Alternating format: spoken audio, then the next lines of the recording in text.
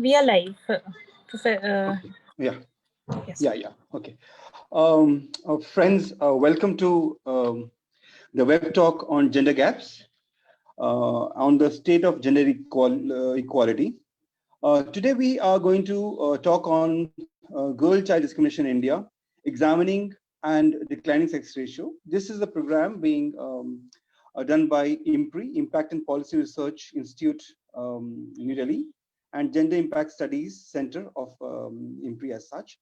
So we have a very eminent academician with us, Dr. Bijayalaxmi Nanda, who is the acting principal of Miranda House. I think she needs no introduction. The topic that we have chosen today is something on which Bijayalaxmi has really worked for last many years. She is a well-known feminist academician, and in fact, I must share that I have a book of hers, recent book of hers, which I can just show. The cover will be shown further. It's called The Sex Selective Abortion in the State, and this was presented to me by the late Dr. Mitu Khurana. And why it gets, this book I'm talking about, why it gets more poignant is that, today we don't have Mitu Khurana, we lost her this year. And I begin from the preface of the book, where Dr. Bijayalaxmi Nanda has quoted, Mitu, saying that more than 7 years have passed since I stepped out to get justice from the courts of India. I was tortured and tormented by my husband and marital family for bearing daughters. I have, however, had the most bizarre response from the highest quarters. The bureaucracy, the doctors, and the judiciary feel that when a woman resorts to a legal recourse, she's actually misusing the law. We have Beti Bachao, Beti Padhao, a flashy program of the Prime Minister, but when it comes to the crux of the protecting and promoting women and girls who are alive, there is a deficit of trust. I'm alive and I saved my daughters by not allowing sex-selective abortion. Sex determination of my fetuses were illegally done, and I was rejected and abandoned for having daughters. But as long as I'm alive and my daughters are alive, we are not the ideal victims. We will never be considered as the daughters of India who are to be saved. For that, we should first be dead. What prophetic words we had from Mitu. And she passed away this 19th of March 2020. And all the courts of India, especially Delhi, the lower courts and the High Court and Supreme Court of India, failed Mitu Khurana, the first PCPND case in the country. And about who Mitu, in fact, Bijayalaxmi Nanda has also done fantastic, a thorough research. She spoke to Mitu and got testimonies from her also. Maybe she'll be sharing that as well. But the issue that today Dr. Bijayalaxmi Nanda is talking about is so relevant, about the child sex ratio, the declining child sex ratio. And it's important that we discuss it today as one of the biggest gender gaps that's staring in our faces. Just to introduce Dr. Bijayalaxmi Nanda, she's an acting principal at Miranda House. She teaches political theory and gender studies in Miranda House, Delhi University. She is a feminist activist and researcher. She has provided consultancy to various UN bodies on gender issues and has extensively traveled the world over in connection with her academic pursuits. She is widely published, and some of her academic writings include co-authored Human Rights, Gender and Environment, and co-edited Understanding Social Inequality, Concerns of Human Rights, Gender and Environment. Her forthcoming co-edited book, Discourse on Rights in India, Debates and Dilemmas, is under publication. So without taking much time, we also have Govindji with us. So before I just pass it on to Dr. Bijayalaxmi Nanda, in fact, Govindji, if you can also share a few things about the importance of this topic, because Govindji has been one person who has been in the women's movement. I have seen her over the 80s, since 80s actually, and she has been a mentor as well. So Govindji, over to you, and then we'll have Bijayalaxmi talking about it. Yeah, Govindji. Thank you for this brief introduction. Very generous words. Ma'am, good evening. You joined at very right time. We just started. I was trying to figure out something. Sorry, that is the meeting afterwards. So I have not really worked on in terms of the research, but what I have observed off and on, I work on discrimination in such, and I have looked at India and China with regard to when Amartya Sen wrote for the first time missing women, and that was the Human Development Report in the 90s. So we looked at who were these missing women. So that was the one thing that I was really intrigued by what is happening and to what extent the discrimination can go. Later, as the time went, I think we are all familiar with this, that the government survey shows that, which I think Dr. Nanda will very well illustrate, that in 2015 and 17, the number of girls per thousand males declined to 896 from 898 in 2014-16 to 900 in 2013-15. So you can see the steady decline since the turn of the century. In fact, it is the recent data, but if you look at since 1921, then you find the number has been declining. So, and Haryana, where we are located, it is kind of the worst performing state with all this kind of slogan of Beti Bachao, what is it? Beti Padhao, Beti Bachao. That is the kind of this thing. So, and other fact that really surprised me and still surprises that urban India is worse than rural India. So, with literacy, with economic well-being, things do not improve, as is our common perception that it is the poverty that causes the problem, and if the parents are not poor, then things would be okay. India's sex ratio is worse than I think slightly better than China, but that doesn't no consolation, and Pakistan. But these are the two emerging economies in Asia and make a kind of headlines every now and then in IMF, World Bank, and look at the kind of women's ratio that is going. So it is not only the non-discrimination, decision making, this and that, but physical elimination of the women that is cause of concern. Women are bought like cattle for purposes of marriage, for purposes of future generation. I mean, India buys, for example, Haryana buys from Bihar. These anecdotal evidence they all suggest. China was buying from Vietnam. So similar kind of situation. And then who is the more productive kind of woman?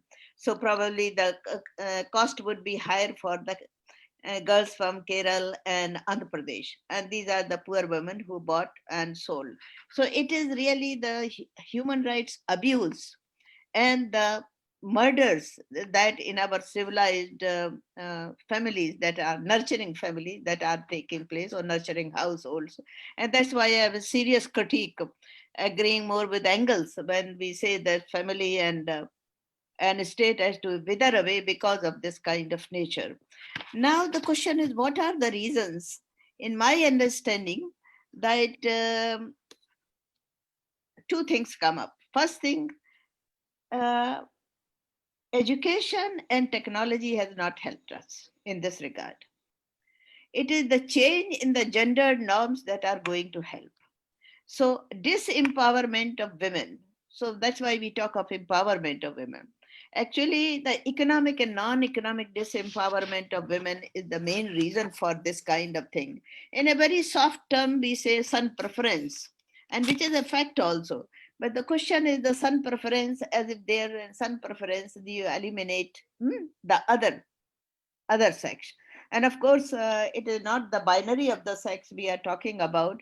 If you go to the third gender, and that is the trans people, then there it is the worst kind of thing. But we are not talking about the trans people, how they are thrown out of their families, what happens, and so on and so forth. That is so discrimination is one, right, starting from the family and going in the society. Anti-female bias in our cultures and social norms, and these social norms are very kind of masculine, and women are seen as the objects of pleasure. I mean, we are full with kind of every day read the paper, and there is hardly any day which will not have the stories of rapes and gang rapes and attacks on women, killing of the wives, killing of girls. How they are subservient to men, but you have to be subservient to men, any woman, because if she wants to live in the house, she is quite resourceless. So studies on poverty, studies on housing also indicates that there is a rationale in the getting rid of the female child. That is the this rationale, however inhuman may be, but it is very in economic terms, as I also see. They are resourceless, they are poor, unable to take care of parents, carry on the lineage, except in Meghalaya, where the girls carry the name and the land and the lineage in the family's name, which is a matrilineal society. Throughout India, even now in Kerala, it is the boys who would kind of carry the name of the family. And since carrying the name of the family is such a big thing, has become the although these all these Delhi and South Delhi, which is the worst kind of affected, they are sitting in US and UK. But even then, notionally, it is son, that son would carry the name of the family. So that's why daughters don't count. Patrilocal marriage. China once attempted, and that history taught me. I mean, I've been a student of China's political economy. That when they tried to address at one time in early 70s that question of the treatment of the girls in their system, then they said end the patrilocal marriage. All lot of problems start, and we see this problem in Meghalaya, in our state of Meghalaya, which is matrilineal, which is not patrilocal marriage. Patrilocal marriage means the girl goes to the after marriage to the husband's kind of place, and where she has to adopt herself in all the way as her home, and the real clash starts on that. They don't have any inheritance rights. Only change came in 2005, as late as 2005, and the poorly implemented, very poor implementation of this law, Hindu Succession Amendment Act. So they are seen as the liability on the society, and that is that really. And you want to get rid of the liability and want to promote the those who produce. So in economic and social norms both combine against them, and then this inhuman practice develops. I will not really talk, but what long. But what bothers me is really control on women's labor, body, sexuality in the male system. I grew up in a village in Uttar Pradesh, and I remember my mother would say and justify, if a woman, widowed woman or single woman, got pregnant, then there were only two kind of recourse for her. Either the family would kill her, or she would be she has to commit suicide. These things still ring in my ears, kind of thing, that how, what kind of control on the sexuality. Motherhood is the right of the woman, it's a natural right, but see how it is controlled. The reason I am bringing the motherhood in order to see the control, in this kind of control of the situation, how women are and girls are eliminated. I think I don't know what could help. I have spent all my life in education, but I find education really doesn't help much. Which is because what kind of education we get, that depends on that. I mean, sometimes we do get trauma with these cases, which I got. I also learned from after education, unlearned the whole thing. But we see in educated society, and particularly meeting the young people, young men in particular, who resist the sharing of the property like anything. These are the brothers who resist the sharing of property with sisters. So what would really help, first thing is the economic right, right to housing, right to property. And the government and the policy are going in circles and not addressing the problem. They are only treat women as individuals when they have the right to vote. And if comes to the land question, if it comes to the property question, then everything gets into head of the household. And we know who is the head of the household. In social norms, in poverty analysis, it is always the male who is the head of the household. Mobility, don't have the freedom. Why women can't talk, can't walk at 8 o'clock at the dark of the night? Who they are afraid of? And who is being protected by whom? It is the young men. I was discussing one this afternoon with my research assistant that I said, are you, he says, I'm worried about my sister. Once she comes, I have to protect her, and she's working in Abu Dhabi. So I said, you are protecting your sister against whom? And then he thinks over it and he says, well, people like me. I mean, that of my age. Then he explained. And then he surprised. He got into this controversy. And I also discussed this often with my student. I said, we are not protecting them against animals. We are really protecting them with other so-called civilized people. So freedom of mobility is very, very important. The so-called the safe spaces for women. Freedom to grow and make decisions for young girls and older girls. Uh, Thank you, Sylvie. And addressing social gendered norms. This is the crux of the problem. The gendered norms and social norms, or social gendered norms, or society gendered norms really influence policies.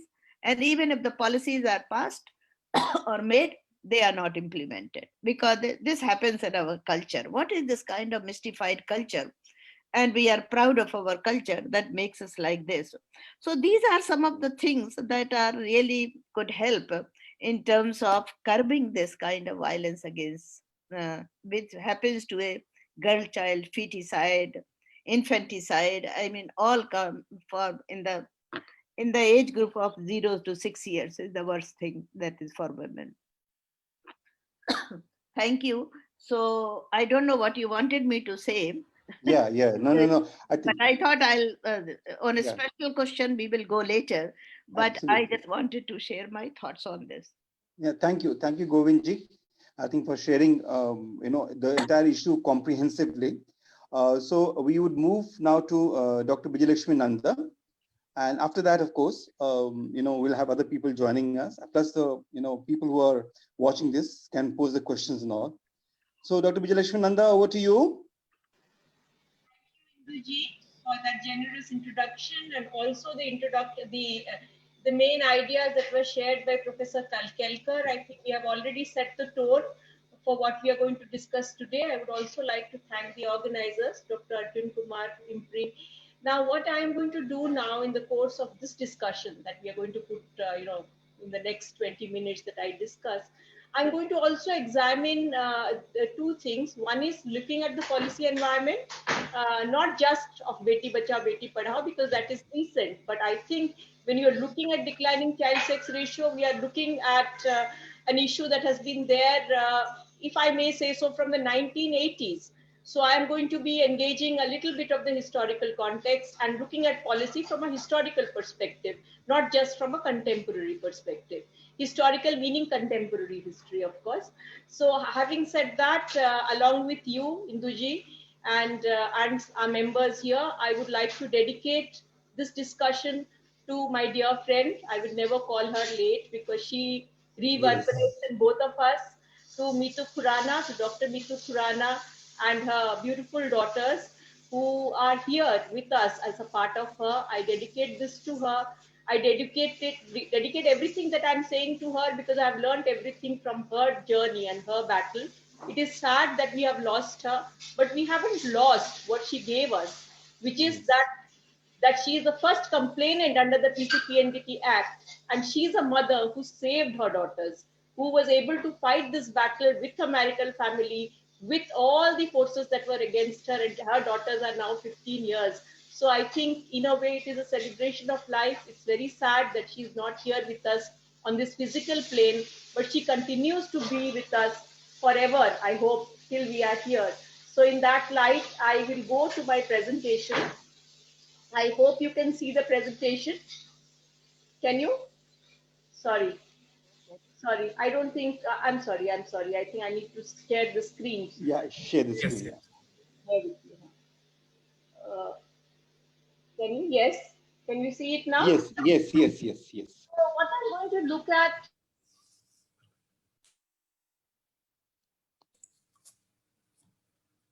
What's wrong?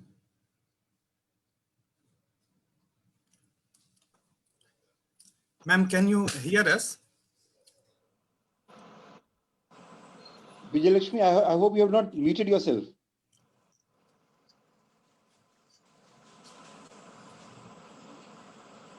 Bijayalaxmi, I hope you're not muted yourself. You to unmute yourself to present it. I think the video has froze, sir. Huh? Just give her a call, right? Yeah, yes, yes, yes. Yeah, just give it a call. Yeah. Yeah.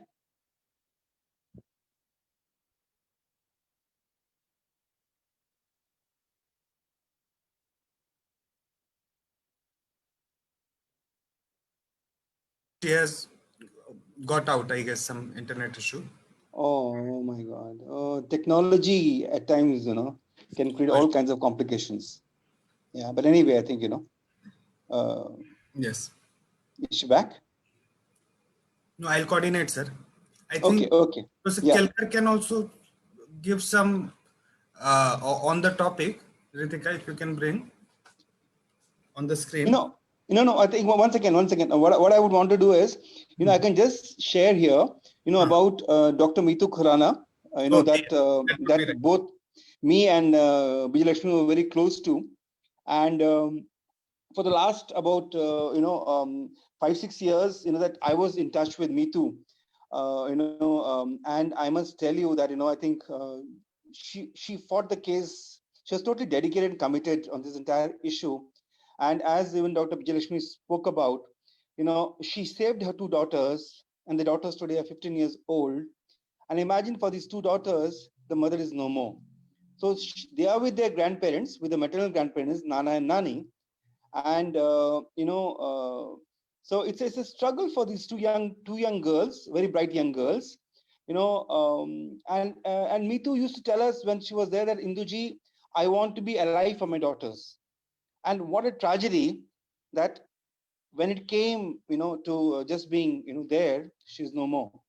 And due to certain medical issues, she had lots of complications, and we lost her this year. But she was one person who was a fighter, right from the lower courts to High Court to Supreme Court. I think she kept filing cases, and we have a lot of advocate friends who were supporting me too.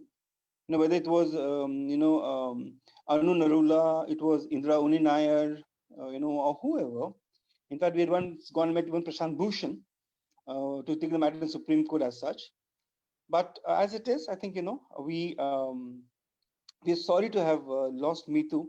And I think many times she would say that, Induji, please come to the court. And, I must share here that the way these family court judges, who are themselves women, used to treat Mitu in the court. She was unwell. She couldn't walk properly. But this judge would call her to the court and make her sit from morning till afternoon. She had, a drip in her hand, and she was made to sit in the court. So she actually, when she's mentioning that she was tortured, actually she was tortured by everybody, by her family, that is her husband's family, by the courts as such. So in a way, what she mentions that until Murray is dead, one not get justice. I think the sorry state of affairs in this country is that she's no more, and justice still is not being done to her. And but surely I think she gives us the commitment to take the entire issue ahead. So we're not going to give in like that. We have friends like Bijayalaxmi and all. I suppose I think that would be something which I think empowers all of us to fight for these issues, because these are our issues. There's not one girl's issue or one woman's issue. These are our issues, against patriarchy. So that is what I'm going to share. Use this opportunity, until Bijayalaxmi joins us. Arjun, any idea? Are we getting Bijayalaxmi at the moment? The Thank you, sir. Yeah. Maybe I would like to just pose a few quick, comments to what Professor Kelkar just said in her opening remarks. In the Yeah. meantime, if Professor Nanda joins in, ma'am, you said that. You mentioned about the declining child sex ratio. Okay, I think Sorry, ma'am so is here. sorry. I have No problem.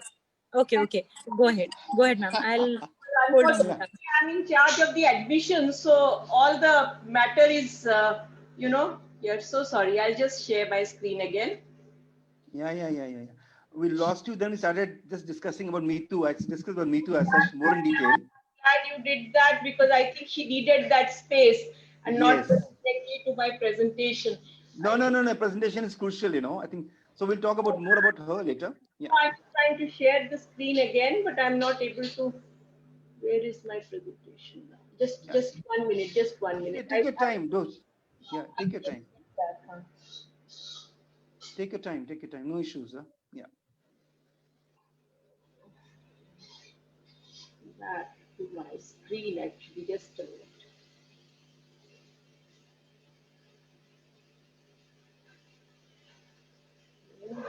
There it is.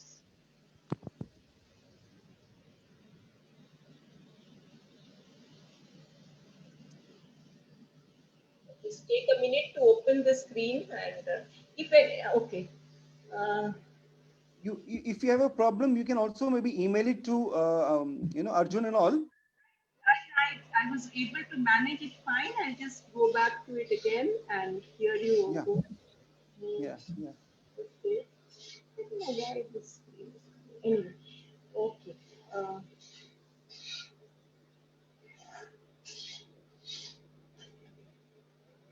Okay, here we go.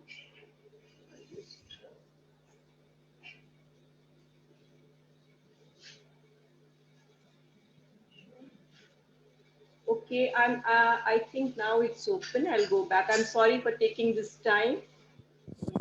No, not an issue, Bijayalaxmi. Not an issue. Okay, so I'll try to share the screen now, and let me then. Okay. Yes, it's coming. Yes, come. It's come. Please go ahead now, Bijayalaxmi. Please go ahead. So I'm going to take you through kind of looking not just at policy, but looking at the dilemmas of feminist politics in dealing with policy, because I think that's important. And Professor Kelkar has already set the context. So I'll begin with what is very, very, it's something that all of us understand. One is that justice is hard. It demands our devotion as well as our understanding. For that reason, it must grip our emotions. We must feel its absence and presence with the depth of feelings that we associate with love. This is something that Joshua Cohen says. So while we are discussing about the declining child sex ratio, we are actually talking about families. Like Professor Kelkar very clearly said, this is not about son preference, but as Mary John and others have said, it is about daughter aversion. And then there is Maria Mais, who said, in order to understand a thing, one must change it. But how would one change this? And while we are looking at beginning, I think from Amartya Sen talking about the 100 million missing women, we have, this is a cover of The Economist talking about what it calls gendercide. What happened to 100 million baby girls, thereby referring to the declining child sex ratio in India.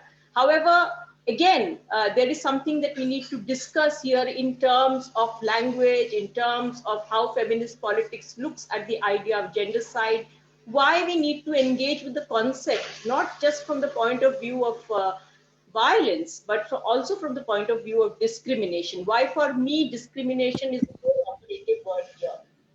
Now, let us take a look at sex ratios, and there's something about Madhya Pradesh there. This is just adult sex ratio that we are looking at.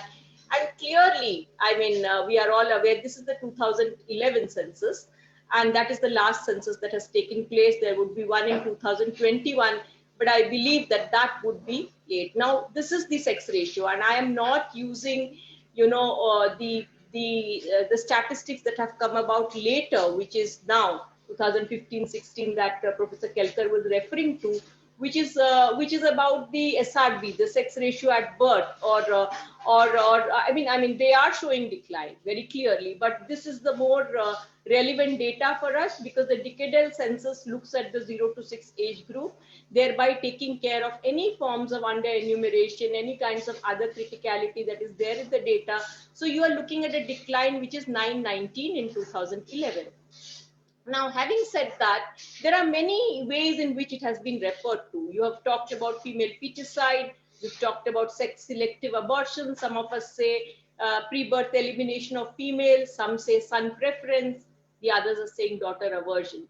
The terrain of the language, and many of us see it as gender-biased sex selection.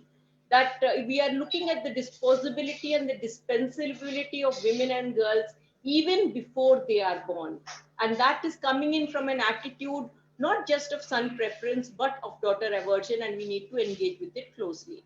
Now, again, I think one of the things that Professor Kelkar has talked, and Indu, you have also mentioned, is around the idea of the fact that women have control over their bodies and that reproductive rights are not just about giving birth, it is not just about motherhood, but that there is a freedom of choice in reproductive matters, and that it is essential for all of us, whatever gender we belong to map the course of one's life.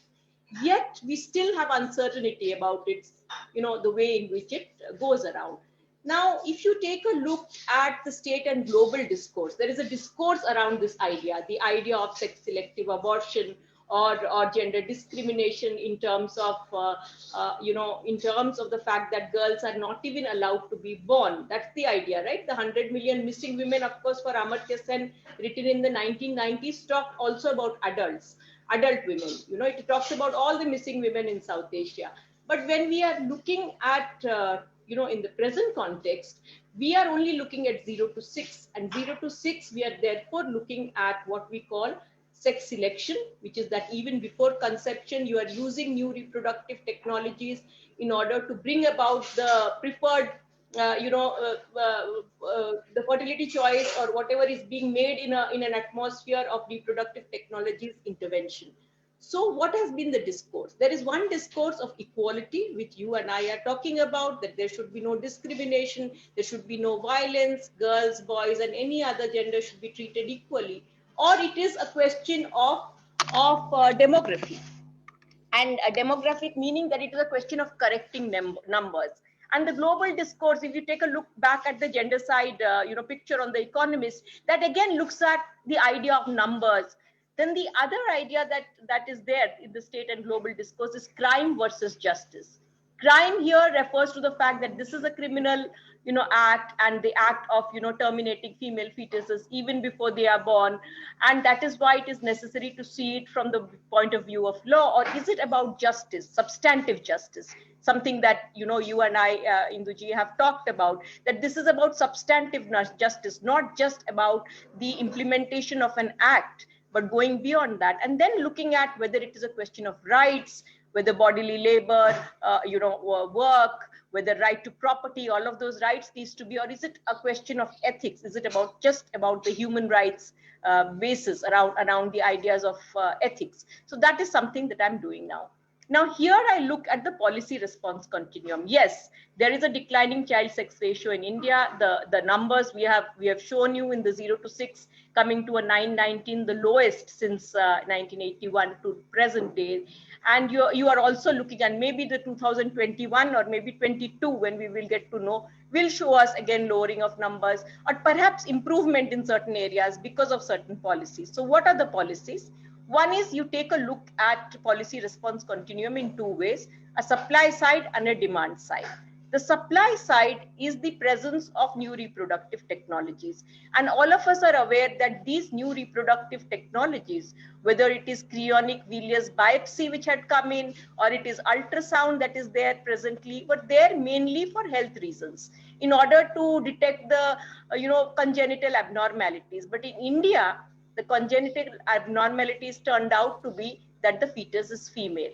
And therein came in the act, the PNDT, the Prenatal Diagnostic Techniques Act, which later on is, got amended in 2000. This came out in 94, and then I think It came into process in 96, but the PCPNDT Act came about in 2002-3 when preconception was added. So you were not only looking at sex selective abortion, but you were looking at sex selection, which is that you were looking at it at the preconception stage. So even that was added, and the women's movement was active in this front, and the state, and through a certain collaborative process, this particular law was given to us, and the law is very much there, and it is part of your Beti Bachao Beti Padhao. The Beti Bachao Beti Padhao, which is a tri-ministerial, kind of policy, does have one which is the implementation of the PCPNDT Act, looking at girl-child education and looking at the larger context of equal opportunities. The other part is the demand side. The supply side is coming in from doctors, from alternative medical practitioners, or the business, the kind of corporate bodies that are creating all these technologies. The demand side is coming in from families, and that is the most disturbing thing, because you are looking at gender discrimination, no matter for how long we have been shouting it out from the rooftops that this discrimination needs to end, but it continues unabated. So here you have from the policy statements concerning women and girls, women's empowerment programs, schemes, financial incentive schemes. I'm not going to be talking on Beti Bachao Beti Padhao, but the earlier schemes that had looked at it, and other laws that exert. So this is how the policy response continuum has been. Again, I come to what is the feminist idea, and how do you engage with the idea of pregnancy, and how pregnancy or the reproductive body has been seen for feminists, for others to kind of look at. And this idea that in fact what is considered to be most natural, most this is a struggle that women have had, that how you look at the maternal healthcare crisis in India, where you look at how women have to survive their own pregnancies, and what are the various issues related to that, and we can open up that in the discussion that takes place, but that is a very important part. Now I take a look at how does the policy look at women, and how has been the state's gaze at women, looking at some things that Rajeshwari Sundarajan and others have done, that the state, if you take a look at the policies and laws, either it is about them being litigants or supplicants, or them being activists, or them being victims, or they are beneficiaries. So that is how they have seen it. Now, what has been the feminist engagement with the state? One is that the feminists, when they have worked on issues around declining child sex ratio, it was in the 1980s when violence against women was seen, this was one of the major kind of campaigns. You looked at confrontationist ways of doing it. So you had your protests, you had your questions that were being raised, or you had a reformist way where they worked closely with the state in order to reform, in order to engage with finding a way forward, or it was a cooperative one where you kind of looked at the issues which we could do together, the law being one. The law came in not just by the state directly, but by the civil society and others. Then a collaborationist approach, and these were the ways in which we moved forward. Now there came in the dilemmas of feminist politics. One is, should we go with a law or should we go outside the law when it comes to declining child sex ratio? And since this is the engagement that the policy center that you have here, research is around that. Whether it should be a pro-life discourse or whether it should be a pro-choice discourse, whether women should be seen as active agents or passive victims, whether we should look at monetary incentives or whether we should look at a rights-based approach, whether it should be within the state policy, within that, or should we look at resolutions outside the state? And these are some of the dilemmas that feminist politics has looked at. The first dilemma is with or law or outside the law. Some feminists emphasize on the creation of laws, while others believe laws may themselves become a site of gender discrimination since they reinforce power relations and may increase bureaucratic control. And you do have people like Agnes, Flavia Agnes, Ratna Kapoor, Menon talking about it. Now, this is a very important learning, and I'm going to open it up later on when we have a discussion, a more in-depth way, that how do you look at the law and whether the law has helped us, and I will come to Mitu's case when I do that. The other is whether we should look about a pro-life or a pro-choice. Now, when you take a look at, every time there is a discussion around sex selective abortion or around declining child sex ratio, there are various competitions, which is the order of the day, that you ask young people to reflect on it. Most of the time, these are the kind of presentations that come in.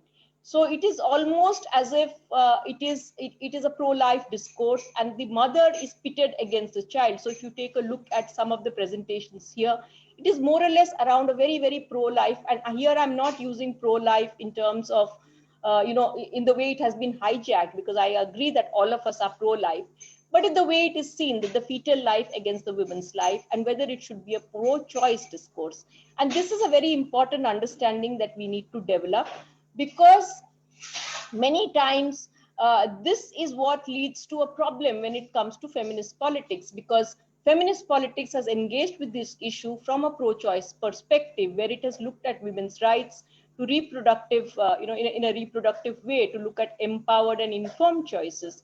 And it is not just about fetal rights, but the right of the girl child to be born, and not seeing women and girls as binaries, seeing them in a continuum, looking at the life cycle approach. So a gender discrimination beginning from birth and right down, to death. That is the kind of continuum that you're looking at. So that kind of a life cycle approach is very, very important. And most of this is a very significant dilemma that we need to look at. This is an experiment, and I think it's important for some of us to look at this. This was Nawashahar in 2001. It was the worst sex ratio. It had the worst sex ratio in Punjab, and this is Krishna Kumar, who was the then the deputy commissioner, or like the collector, district collector, as you would say. And he was running a very, very important, very strong campaign there in order to bring about a certain change in the declining child sex ratio. However, most people felt that what he did was that he started monitoring pregnancies of women, which led to pressures on them, and it hampered their privacy. And there was a whole lot of pressures on the families, in which, if it was found out that for some reason certain abortions had taken place, and this led to an element of coercion, fear, it limited rights of women, without really, I mean, he did this with a missionary zeal. He did it with great enthusiasm, but somewhere the message went out to the community in a different sort of way, and this led to a problem. To be fair, it was one of the most proactive, campaign, and it did bring about a change in the statistics that happened. And he moved away to other posts, and then that particular campaign died. However, the sustainability becomes an issue of great campaigns. At the same time, when it comes to policies, there is always a delicate balance that needs to be done between fetal rights and women's rights. That's an important one. This third dilemma, and this is where I bring in Meetu, is whether women should be seen as active agents or they are passive victims of this particular, phenomenon, where, the child sex ratio is being. So this is Meetu, my dear friend. Meetu, as some of us here know, was a doctor who had 2 twin daughters. She was forced by her marital family, to go in for sex determination, and then for sex selective abortion.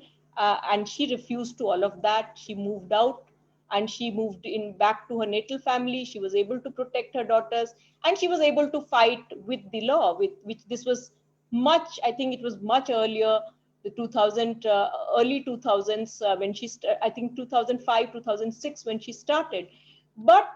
And we were all hoping that she would get justice. However, that did not happen, and this was a very long journey.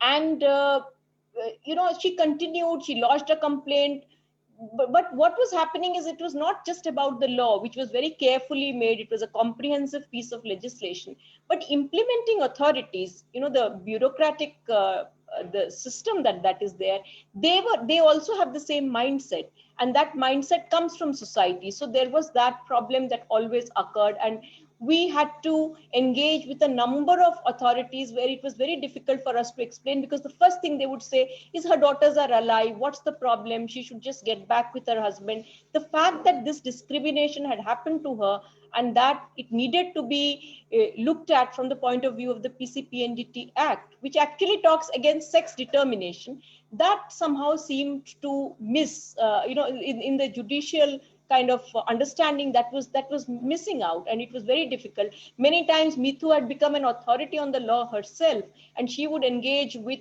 the legal system and tell them, and we received a lot of discrimination at every level. So this was something that I thought I should in the right set. Now the other dilemma is that in the early times, not with Beti Bachao, Beti Padhao, but at the early times when 2001 and 2011, the main thing that used to happen is that you started bringing about a lot of monetary incentives. And the monetary incentives, Ladli, Lakshmi, these were the kind of incentives that were there. And they were actually conditional cash transfers, where you gave out a particular cash transfer to the families, by thereby, kind of trying to increase the value of the girl child through that. And it was seen, the conditional cash transfer taken from, Mexico and Brazil and other places, Progressa, Bolsa Familia, was basically to boost human and social capital. But in India, we had so many. And I'm just going to run you through the slides, and you can take a look at it later. However, the problem with this is that, whether it would really bring about and whether it would enhance the daughter's worth. And I think there's an interesting statement by John Race where he said that, by paying families to keep their daughters, maybe we are reinforcing stereotypes that they are liabilities. Then again, since I did a study of the Ladli scheme, one found out that it did not really change much at the very end. And we need to look at inclusion and exclusion and how do you engage with that. And I'll quickly do that here clearly. So we looked at aspirations for education or marriage. And when we asked the beneficiaries, they said, many of them said that we would send it because, by 18 years, they would get that particular scheme, the Ladli scheme. And they said that we would spend it on us, on our weddings. And that became one of the things. And many of these schemes actually came to be called Dahej schemes. And my study revealed that sex selective abortion or gender biased sex selection was happening. Having a Ladli scheme or having a certain 1 lakh of that scheme, that led to some of them, weighing it, and they looked at the second born daughter, but it started weakening in the next order. And it was not addressing the core issues of gender discrimination. And there was also this idea even amongst the young girls that the only time we are going to be celebrated is our marriage.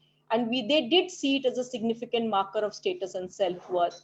And while some cash transfer brought in a sense of security, their bargaining power, the increased voice within community did not happen. Now I come to the fifth dilemma. Should we go with the state or without the state? Should we only try to find solutions within?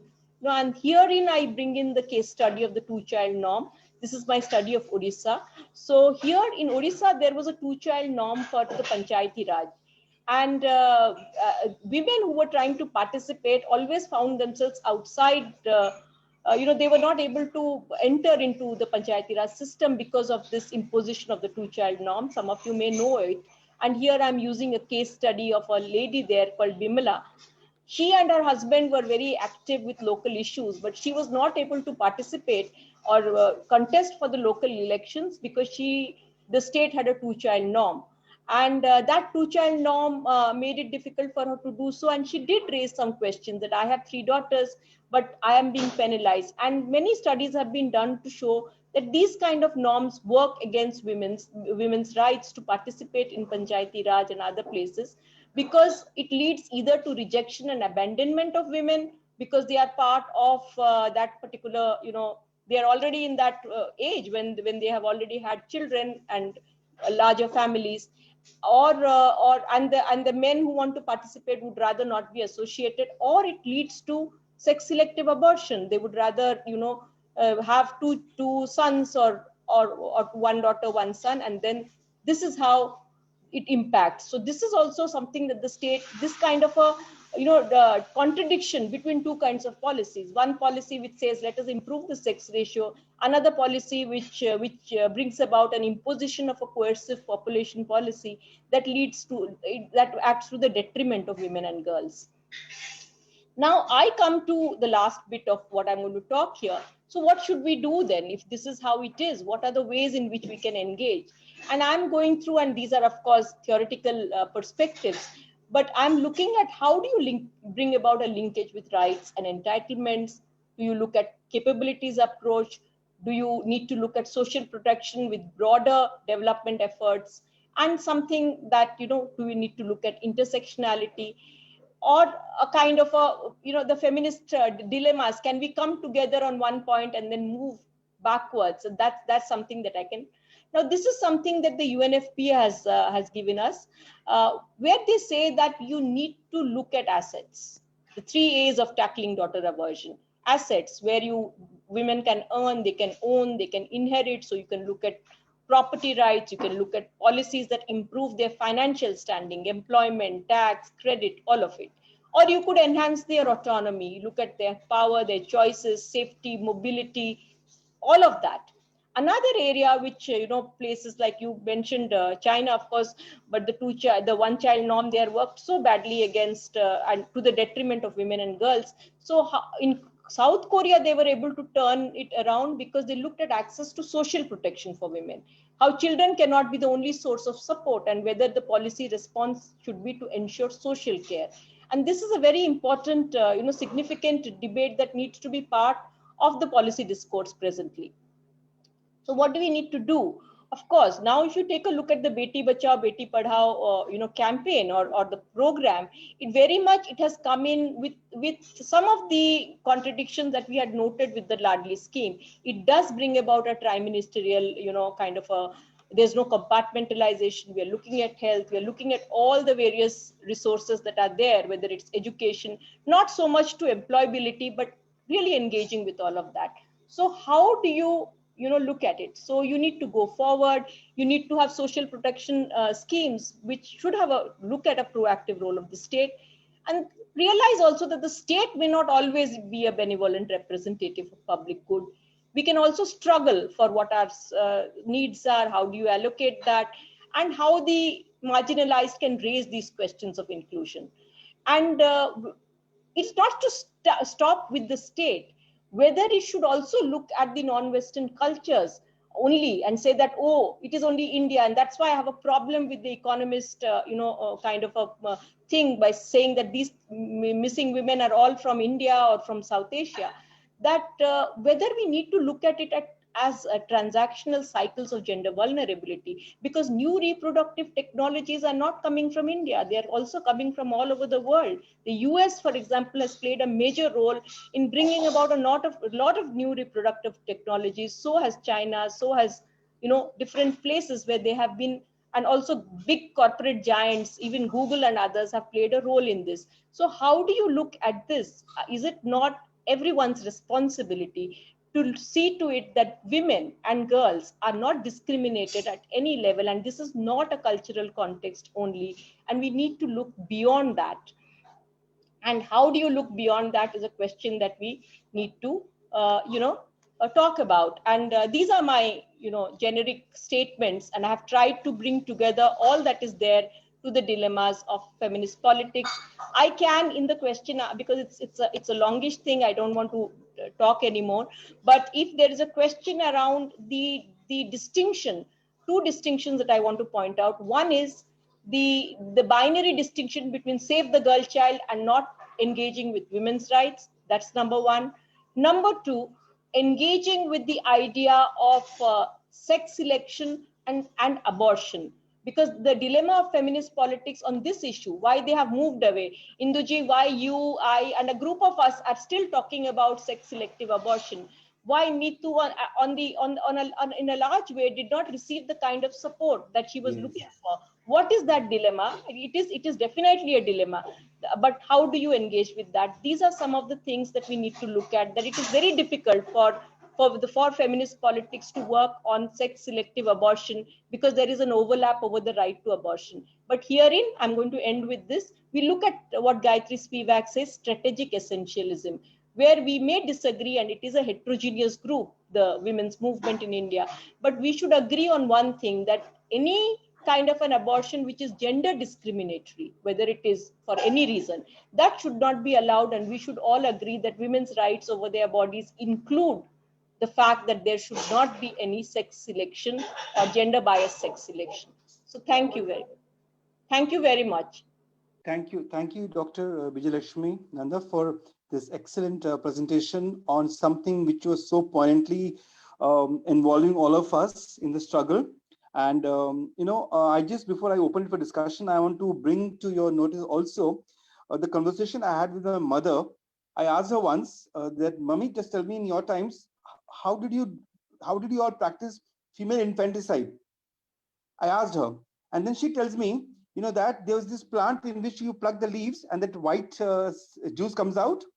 So she says when the girl is to be born, we used to put the juice in her mouth. But she's talking of the the women elders in the house, in the family, and then they would say, that they would tell the girl in Bhojpuri, "Aage ja tu, piche bhaiya ke bheja," that you please go now and send a brother. And also we have Atharva Veda, which says, "Grant here a boy, girl somewhere else." So this thing, we're talking about sex selective abortion and discrimination, is actually value loaded. It's been there for centuries. And you mentioned about the data and the politics and the polemics and the dilemmas, I think so brilliantly. As I open for discussion, I would rather say, if there are some friends like Simi and all who want to contribute to it, and towards the end, we'll have surely Govindji also come in. And I think I'll open it for discussion now, and we'll come back to it later. Arjun? Sir, I think if Professor Kelkar is there, Yes. because she had to go somewhere, ma'am. Okay, sure. We can have her comments, and then we open it for discussion. Yeah, Govind, ma'am, check if you are there. No, not an issue. Can add to it. Simi, I think you can go. Then Ritika, Anshula, Punya is also here. Let us select all the, sir, we can have club the questions. Then I think Yes. Dr. Nanda can answer. Right? Yes, absolutely. Yes, go ahead. Thank you very much, Professor Nanda and Dr. Indu Prakash, for setting the tone of the session. And during your presentation, ma'am, and during Indu sir's initial remarks, I literally had chills, and I could feel the the pain and the entire passionate arguments that you are trying to bring in. I don't know until when can we see a fulfilled society where the crimes as female infanticide and female feticide, it is totally eradicated from this planet. I am optimistic, but I really want to see this during my lifetime. Let's see where we go. Ma'am, when you say that child sex ratio is declining, for over a period of time, it is a pattern now, but we have also committed ourselves to the attainment of SDGs. And one of the SDGs also says that protection of rights of women and equality, and one of the targets says child sex ratio, balanced child sex ratio, etc., etc. So if we have committed to this attainment on the one hand, and we are still experiencing a decline in child sex ratio, do you think that we are being too aspirational? In this, this further has its implications in the on the global gender index, overall, because as children grow up and then it is incorporated into this index. Would change in gender norms itself suffice? Would this, which gender norms which Professor Kelkar had mentioned in the beginning, would it be sufficient enough, or what is the way forward? And ma'am, one more thing.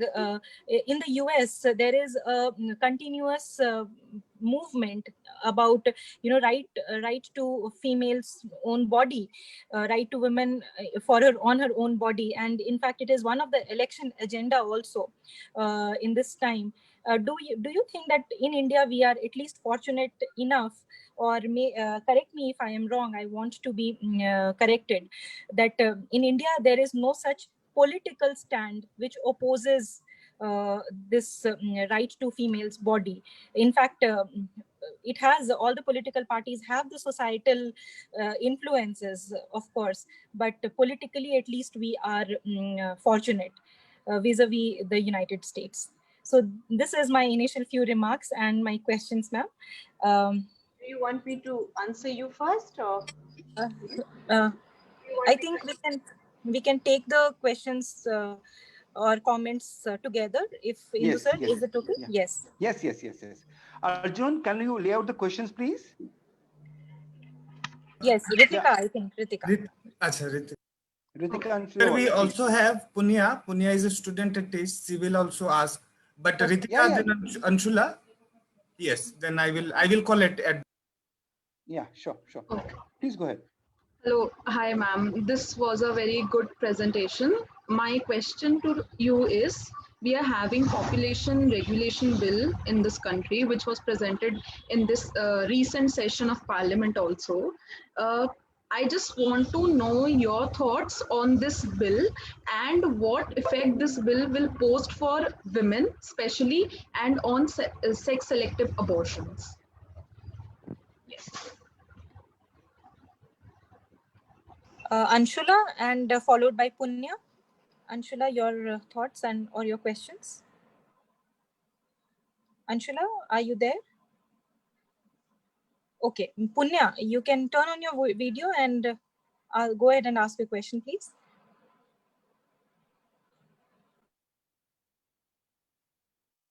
Punya, you're on mute. Please unmute. Yes. Good evening. It was a really insightful session, Professor Nanda. And I had a few questions.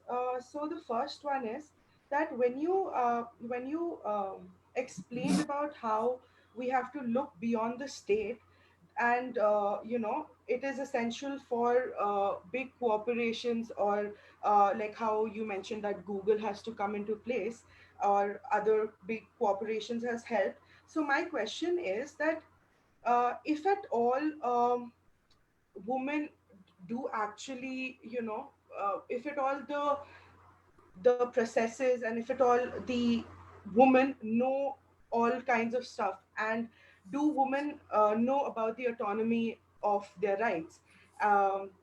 This is first question. And the second question is, I'm sorry if it's not well asked.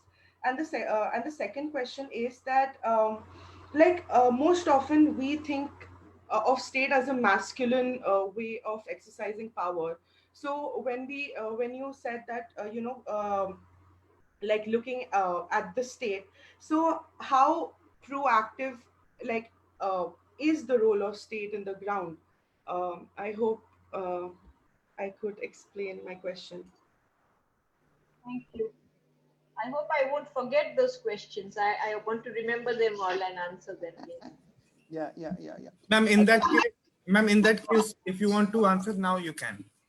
So because they are very, very significant questions, very well formulated by a set of scholars who I think are working on the issues. So therefore, I'll go first with Simi's points, Dr. Simi Mehta's points, where I think we were looking at the larger context of one is, of course, I did try to find a certain,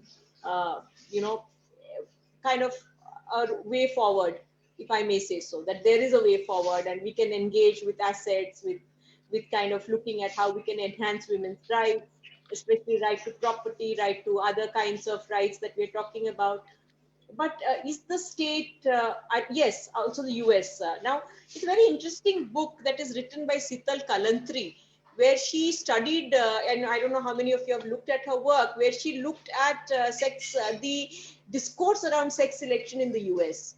And she said that they made sex determination a crime in certain states for South Asian community, by saying that they are culturally in a context of son preference and therefore they should not be allowed. And Kalantri raises that as a question, because she says, well, yes, there is a certain son preference or daughter aversion in India or in China, and we can engage with that.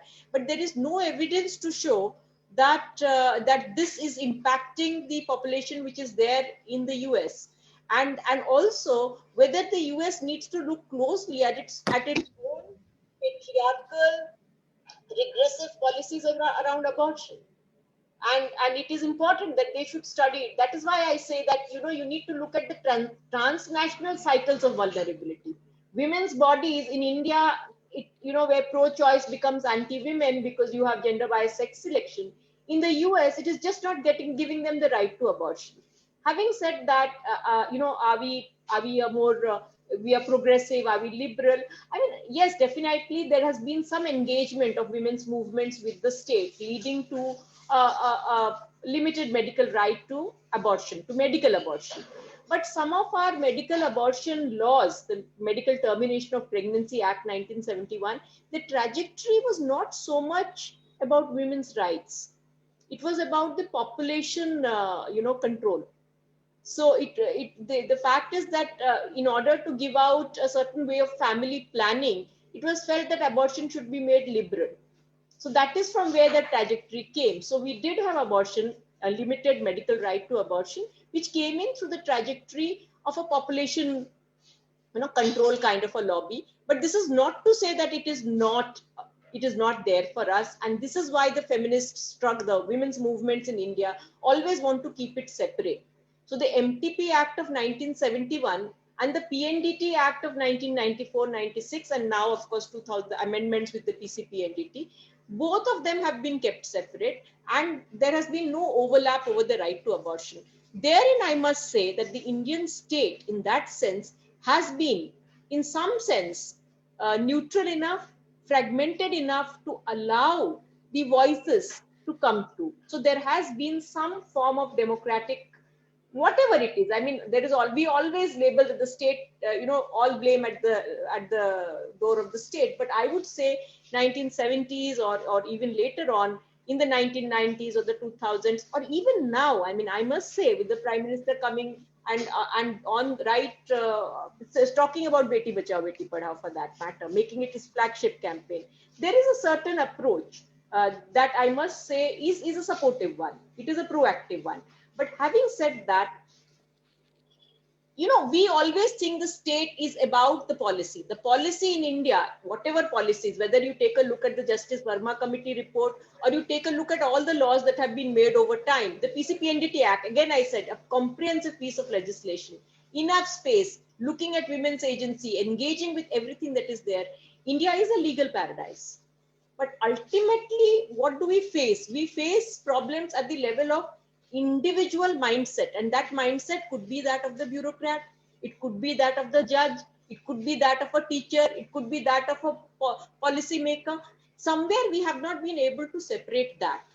The frameworks, and you are very correct to say that why can't we see this? This is such an amazing, I mean, when you talk about childcare leave to any American, they will tell you, my God, you have such a liberal policy. But it is at that level that we need. So the laws have come in, but the societal readiness, and when I say societal readiness or the policy readiness, even amongst, so there is a need for a gender sensitive training for policymakers also, especially for bureaucrats who are carrying out the law. We place everything at the doorstep of the politician or the minister. But I have faced, and largely in Mitu's case, we have faced it from the middle-ranking bureaucrats. We have faced it from lower courts judges, so and lawyers. So it is at that level, or doctors. It is at that level that one needs a larger engagement, and somewhere it is not seen as it is not seen as interesting enough, or it is not seen as saleable enough to discuss all this, because this is the mindset that needs to change, that kind of a ideological consciousness which is there in the bureaucrats who are actually implementing the law. If that comes about, I would say that would be, and yes, I agree with you that in the US, the right to control over one's body is about their regressive laws on abortion. And India definitely has a much better, much more, you can say, a kind of a liberal right to abortion. We, of course, need greater access to safe abortion. And we also need to need to separate it and look at gender discrimination, especially when it is sex selective abortion. That cannot happen. But of course, abortion right, women's control, like I think Menon perhaps says that in a perfect world there would be no abortion. But this is not a perfect world. It's an imperfect world where women have no control over their bodies. Therefore, they need to have abortion as a choice.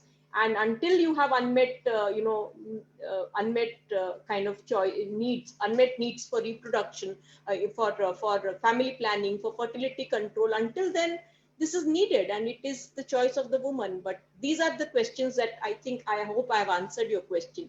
Then to the next question from Ritika. Is it Ritika? So Ritika, your questions, the first set of questions around sustainable development goals, was that the question? No, it's about population regulation bill. Population regulation bill is a private member bill, and I think it has not come in from a larger lobby. It's a private member bill, and I think a number of civil society agencies are already looking at it, and they are engaging with it, because like I said, we need to look at these contradictions, those contradictions need to be clearly laid down, that whether it is empowering, whether it will actually, or is it just about numbers. So the distinction between demographic, which is like just correcting numbers, or substantive justice. Why in Mitu's case we always failed? Because somewhere they saw her as the strong woman. She's a doctor. She has all the money. She was not fitting into the poster girl of a victim.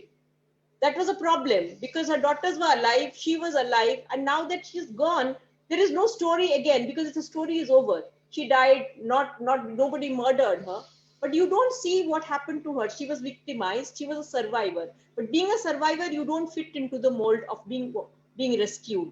And that's a problem that we always, and like, right at the beginning, she told me, she says, maybe when I die, but if I could tell her, I would say, even after death, there is no answer to this, because how do you look at these contradictions? The fact is, it's only you see a person as a victim only after a particular kind of a horrifying crime happens, but you don't really see the subtle forms of discrimination that happens throughout your lives. And this is where we need to bring in more empowering policies. So I think the private member bill that has come up, population regulation, that is being looked at very clearly, and they were going to examine the contradictions.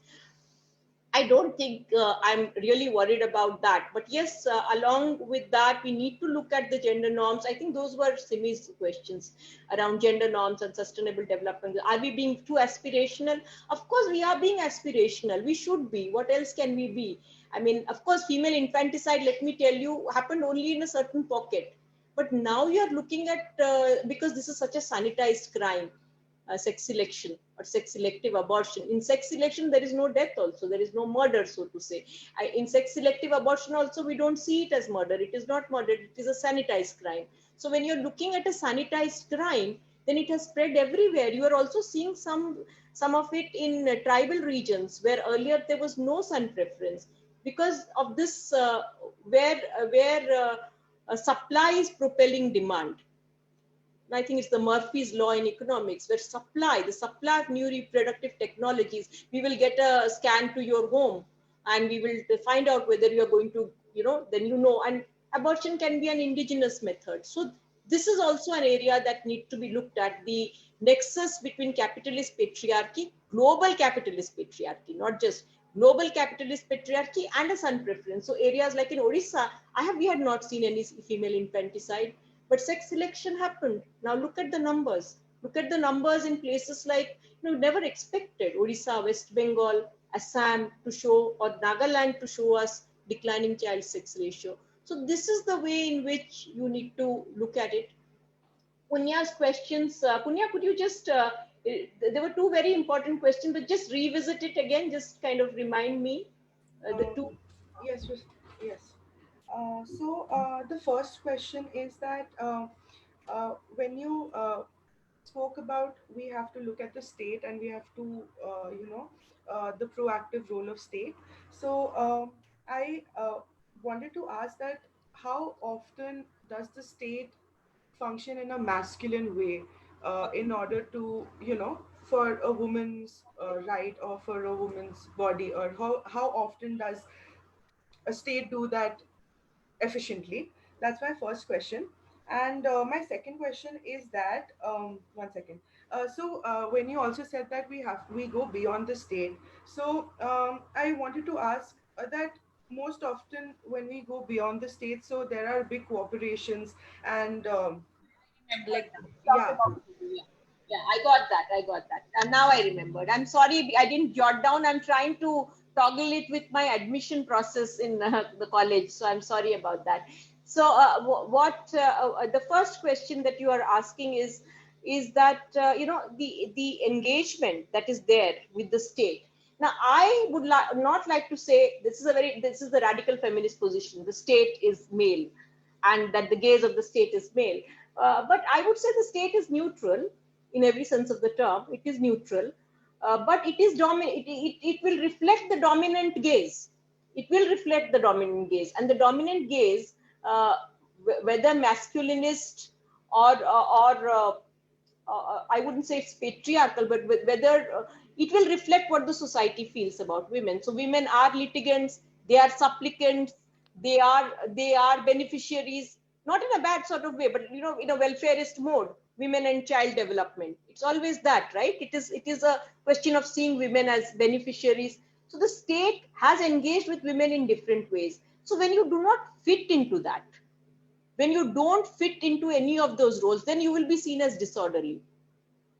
You will not fit into that story. And that is what happened with Mitu Khurana. She didn't fit into the story of what the gaze is. And I would see, when I say the state, I don't mean the particular government or anybody.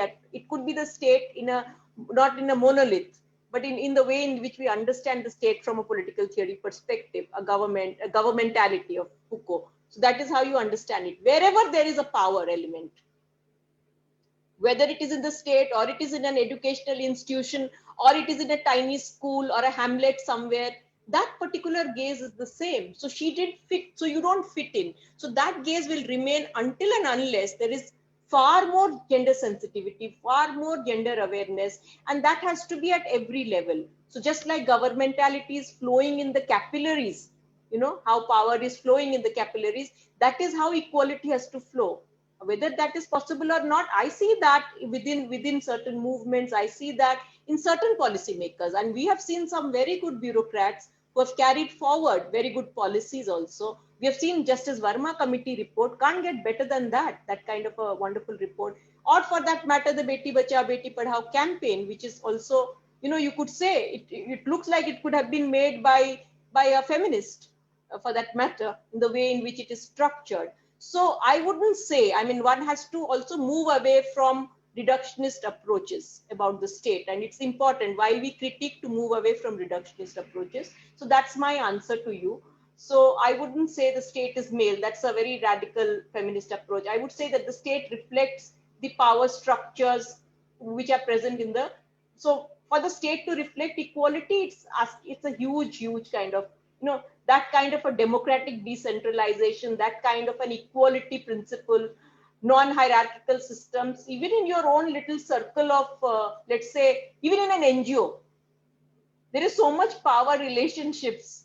You can't say it's not there. Or even within the most beautiful of movements, there are power relationships. So how do you engage with power is the question.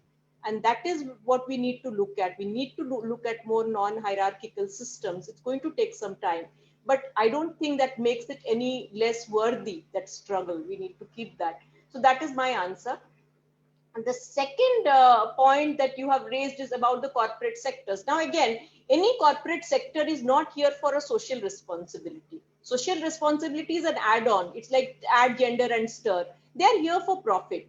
So the struggle with Google for advertising sex selection, it was there on their ads, took place with Sabu George as one of the litigants, and they were able to, I think, remove those ads. So continuous pressure from lobbies who believe in equal rights. You can call them feminists. There are many who may not want to be called feminists. They are all welcome. Larger umbrella is necessary. But corporate sectors are going to think of profit, but how are you going to make them more gender sensitive and friendly is our business. And new reproductive technologies have come in from the US. They have all come in, and Korea and other places have made them so efficacious. You are not finding the same things for COVID, but you found that for sex selective abortion, imagine. So look at the way in which the market is also like I said, demand has propelled supply in Odisha. Let me tell you, Induji, in Odisha, there was never any female infanticide. but with sex selection, with this kind of technology, that camera se photo le lo, pata chal jata hai, because sun preference is universal in India. So now that there is a sanitized thing, these middlemen would come to homes and they would be able to select, tell you that, okay, you are going, this is the female fetus, and then that's it. That's the end of the story. That is the then you are definitely looking at a market, a huge market, and it is globally ordered. That is why I find it problematic when the US makes starts stigmatizing South Asian communities for being culturally backward or being gender insensitive, because part of it is coming from there. And I am going to stop here, but I would recommend you to read a book written by Amin Malouf. Amin Malouf is a Lebanese writer. He wrote a book called The First Century After Beatrice. It is about this sex selective, it is about sex selection, about how something that is, made in a consumerist capitalist market, and then it is used in a South Asian context, and how that changes the sex ratio of the world. So there are more men masculinized populations on one side of the globe, and and women on another side, and how violence then occurs. So somebody did, I think it was Dr. Arun Kerketa or somebody who asked, what are the consequences of declining child sex ratio? One of the consequences, of course, is that you have missing women and more violent societies. And also that for the fact that there are lesser women in one part of the country, you are actually buying women from another part of the country. So, a daughter is discriminated and eliminated, and a bride is bought. So like Madhya Pradesh and other parts, you have women, Chhattisgarh, Odisha, brought to Haryana or other parts of where there is a declining child sex ratio, no women to marry, so-called. So how that also continues to impact women. In both ways, the consequences are great, violence against women. But yes, a larger consequence on the society. I don't want to use it as in a utilitarian way, because we don't need women just because men need to marry them. That's not the question. Women have a constitutional right to be born and to have a life of their choice. That's the only reason why they should be there. It's equal rights. So yes, in that sense, and also it's an ethical question. It's an ethical question, and that needs to be looked at. Yes. I hope that answers all the questions that were asked. Yes? Yes, right. Yes, I think, yeah. Can we, myself and Anshula also quickly ask a question? Anshula, you can go first.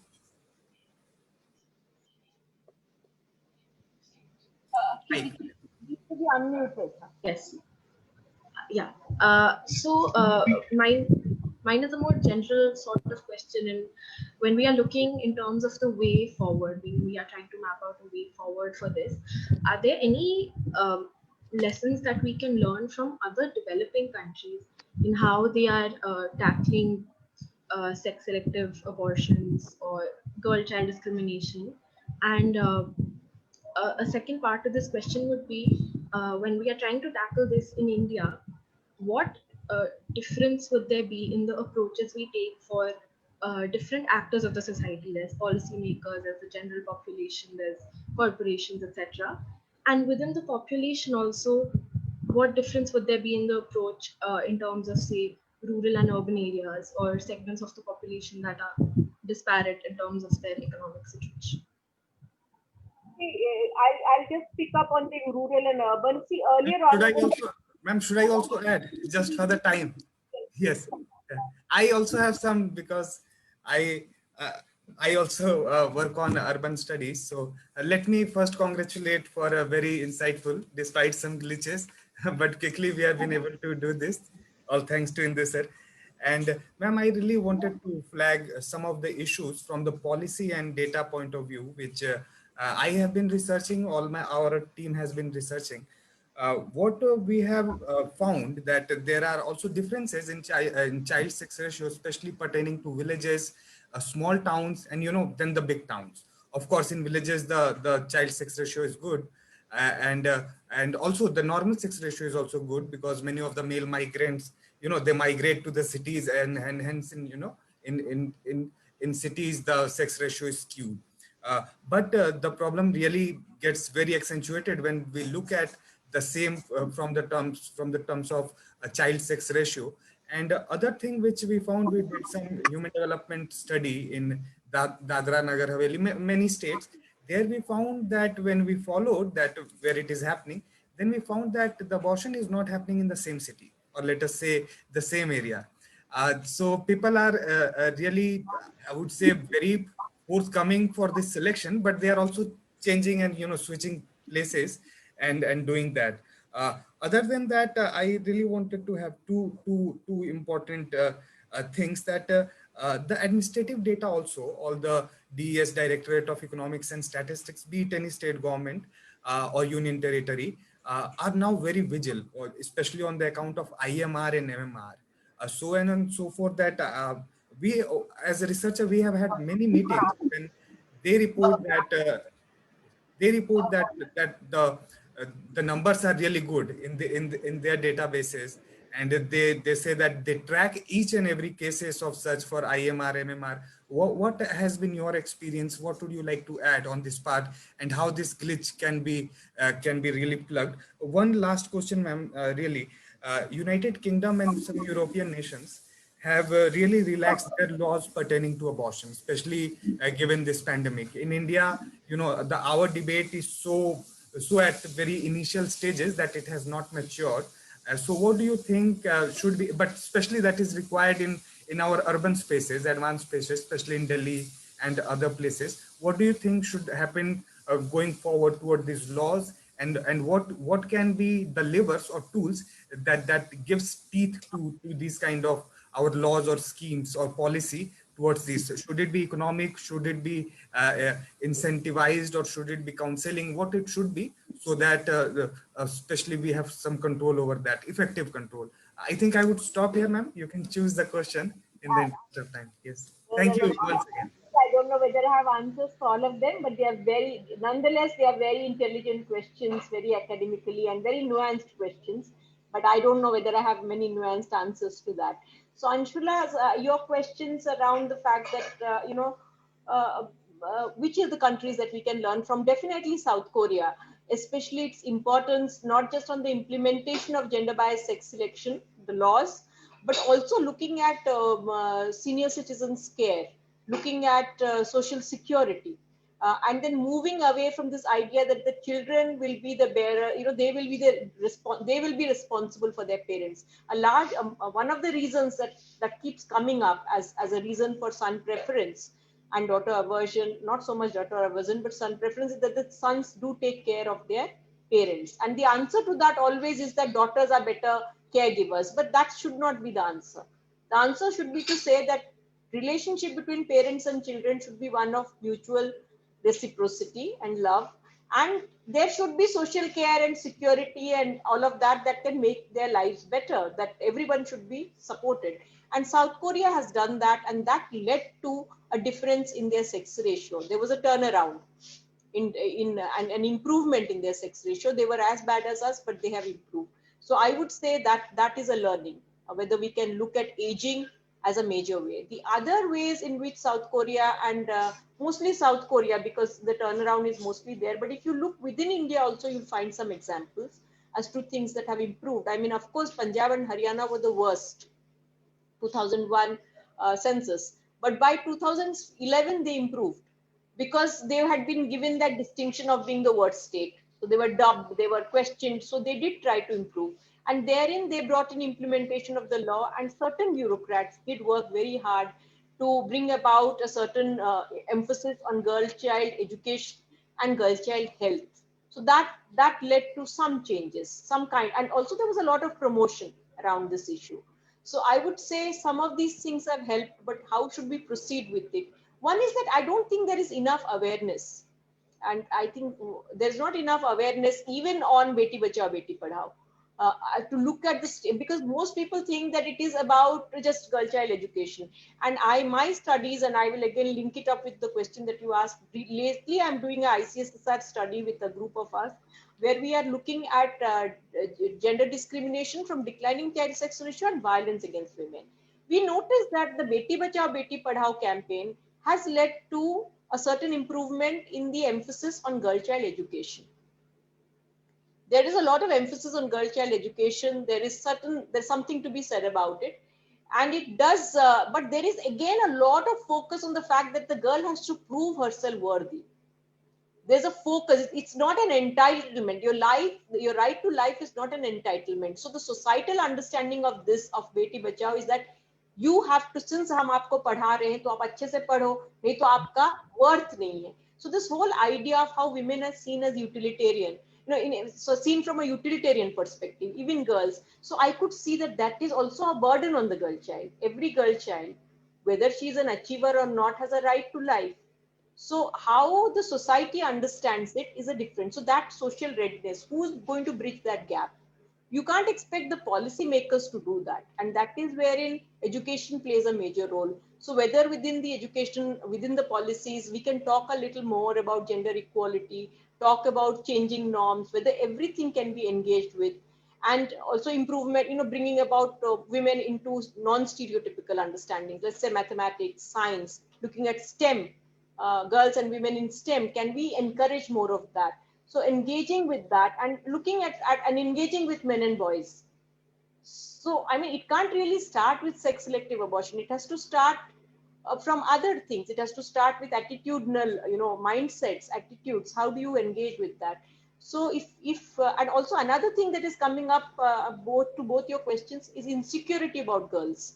If all that you are reading about is this anguish about how women and girls are being raped, or there's so much of violence against them, parents can really interpret it as if the world is unsafe for girls. How do you engage with that mindset?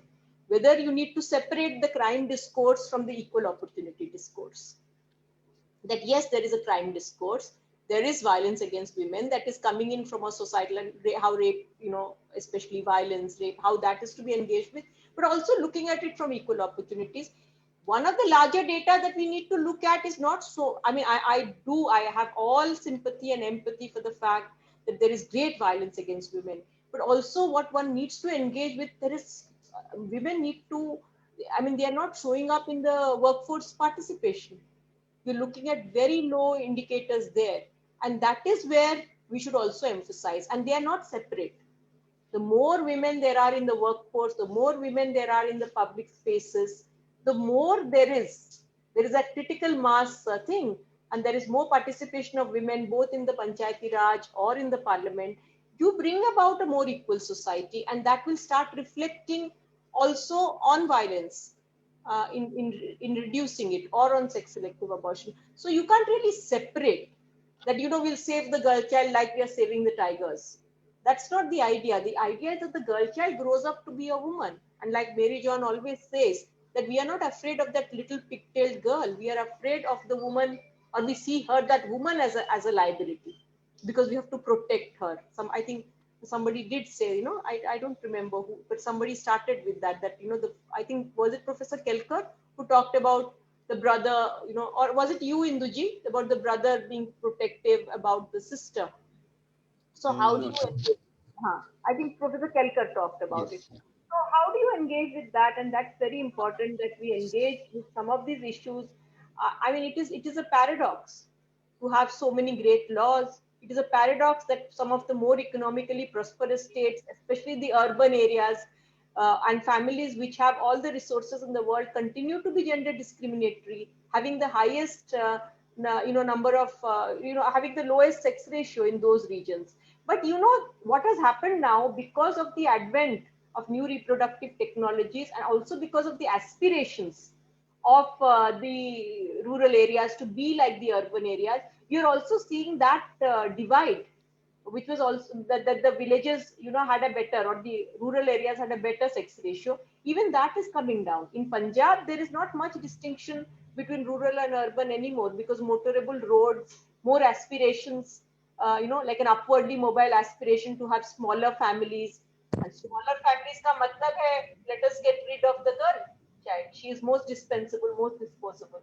So why not have smaller families? And I believe there was a study again by a dear friend who's also not here anymore, Dr. Manmohan Sharma, who's from the Volunteer Health Association. Punjab. I think he did a study of 8 villages in Punjab where he said everybody had only one son in the family. So they didn't even want a second son.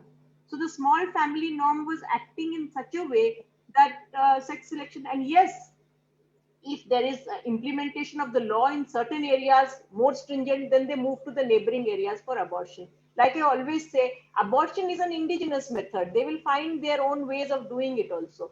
It is sex selection that needs to be stopped. And now alternative medical practitioners are also offering it, not to say that they don't offer good things. They offer a lot of very good things to us. And I'm all in belief in alternative medical practices coming in from indigenous knowledge, but it should not be gender discriminatory. And that's the question that should be raised. I don't know whether I answered all your questions, but I tried to. And in terms of the urban Levite and also the rural, breaking it down, do take a look. It has come since 2011 to now. 2000, from 2001 to 2011, that gap has decreased.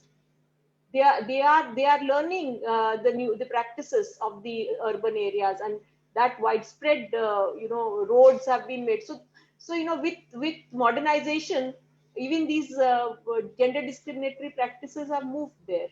So, and small family norms also, at the cost of the girl child. While we should have small families coming in through an equal understanding of what family life should be, not pressurizing the women for more childbirths and not bringing about maternal mortality or infant mortality, it should not be again at the cost of the girl child, not through gender biased sex selection. And this is where we need to engage. Yes, thank you, ma'am. I think that one thing which I keep on saying that because all these measures, our governments have been taking for several decades now. It's not just we really at IMPRI want to focus that women really should have equal partnership in market, not just just the sarkari or government job, but really in market all sphere. Then only this thing can be eliminated for once and all. And Participation and property rights. These are yes, the of two. course. Property rights Even and for the also property family rights. Yes, yes. and collective ownership. Like not every family has property to pass on, so we should encourage more collective ownership of property, of farms. I mean, Bina Agarwal has written about it, and so I don't want to say that it has. I work on housing, but what I see that in assets when women have, it is also for namesake. That many example from Bihar and other places do come that in panchayat, woman is the sarpanch, लेकिन sarpanch sir से जाके मिलना है या पंचपति. Sarpanchpati. Panchpati. Yes, yes.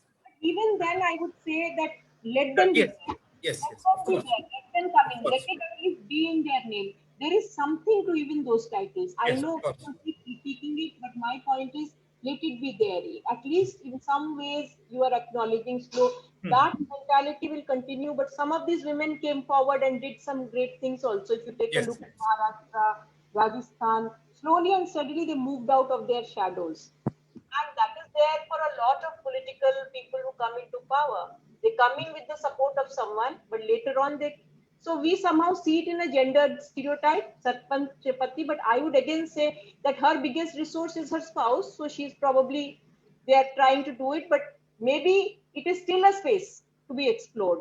I know I'm not saying it, it's a very no, non-stereotypical way of saying it, but I think power sharing, even in terms of just titling, but yes, you are right. I also did a lot of study around housing, and I noticed that although joint titles were provided, it was still seen as the man's house. It was never seen as the woman's house, but still he had that, it was still there on that paper. And it is an important, these are things that will take very long, not in my lifetime now, I realize, but yet again, in all your lifestyle, I know lifetime, I'm sure there will be changes. There have been some changes, and yes, there is improvement in places like Mahindragarh, for example. There's been some improvement. I did take a look at the latest census, and they are reporting. But until the census reports come in, I cannot comment on the data, because how much of that is reliable data we will only find out when the census comes in. So I haven't, I mean, I am not going to give out, but yes, I do know that it is no longer, I mean, certain things have changed, but what has changed I still can't capture that. But yes, the importance to girl child education is there. More emphasis on employment, and I agree with you, it cannot just be state employment, public employment, but looking at the market, encouraging the market to employ more women, and seeing what are the ways to do it. That could be one. And aging, looking at aging as a person, aging both women and men, and engaging at the education level, bringing about greater equality within the understanding within the educational curriculum. These are the things that we need. And also medical ethics, medical curriculum needs to look at engineering curriculum. That's why I think STEM is important, that it has to be within science, technology, engineering, mathematics. These sciences have to become more gendered. They haven't. There has to be more understanding. You and I, social science, we have been doing it, but somewhere we are not able to make the impact till it goes there. So yeah, I mean, these are some of the engagements, but I think we have to keep on engaging. Right, ma'am, we did a very big conference on STEM education. I will share you the link. Many partners across the world were there with Texas University last week. And we also did, did a study on the Atal Tinkering Lab of the Niti Aayog. So we interviewed many schools within Delhi. Many girls were also there, but ma'am, you're right, very less girls were there in our study also fields. Colleges also, it's very, so I mean, I think we need to bring about a more transdisciplinary course around STEM. So STEMs it should be STEMS, meaning that social science along with it. So not separating. So STEMs, I think that's how it should be. Till you make it STEM, it's not going to work. So my thing would be that. And yeah, I think, and again, I would say that while I'm looking at Induji, I'm going to say that we would dedicate this whole discussion to Mitu, and we hope to make the world a better place for her daughters. And that's our commitment to this presentation. Thank you. Absolutely, Dr. Vijaya. In fact, as we come to the close of this web talk, I just want to share here that how one of my, I think, kids parents, we used to stay at the bus stop to pick the kids and all, and she was a gynecologist, and she told me that in the place that she used to practice in a community health service, she said she came across one a lady, and who wanted to do this test, and they refused. Finally, she had a daughter who was born, and she was crying a lot that, well, in fact, ladki leke kaise karungi and all that. 2 days later, she came and told that this girl passed away. And then she told this girl, ki, kya kiya tum logon ne? She said, wo kya karti, mere saas ne maar diya usko jo. She said, if that was the case, you could have given the daughter to me. I would have at least, taken care of her. And she said, Induji, such a beautiful child it was. So the issue is, and then this was in South Delhi. So what also happens is, like, in terms of sex ratio and all, I think we don't have the data as of now still. But if you compare to Delhi, in Delhi, at least maybe the South Delhi might be having one of the most adverse sex ratios compared to other parts of Delhi as such. So these are some burning issues, burning problems. And in fact, we had some fascinating discussion with Dr. Bijayalaxmi Nanda. And I think the best way to end this web talk would be from her own book, that is Sex, Sexuality, Abortion and the State, the last paragraphs of the book, which says that so can the effective implementation of Beti Bachao, Beti Padhao with its emphasis on the PCPNDT Act and education of girls bring an improvement in countering sex, sexuality, abortion? I believe it can, provided there is a critical connection of dots with combating dowry, ensuring women's right to property, housing, land ownership, and removing gender insensitive elements from all existing government programs and policies. Well, I think it goes on a bit, but the last, I think, 2 lines is very important. I think for the talk that we had today, the last 2 lines is that sex ratio is an indicator of the status of women. And the status of women is an indicator of the state of the country. And the time to act, therefore, is now. So I suppose, it will be a right tribute in the memory of Dr. Mitu Khurana to carry on with this struggle. I know Mitu is not there, but in spirit, she's there to guide us. Well, we miss Meetu. We love you. And we know that you'll be guiding us in this work.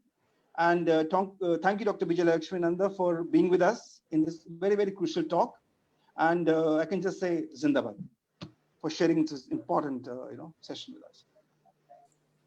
Thank you, Indu sir. Thank you, Prasananda, for sharing your thoughts on such short notice. Really exciting, and we will share all the events deliberation with you over WhatsApp. If anyone will try to reach out, Indu sir, I will connect them with you and Prasananda. Yeah, sure. Thank you. Sure. Yes, and have a nice evening. Thank you. Thank you. Thanks a lot.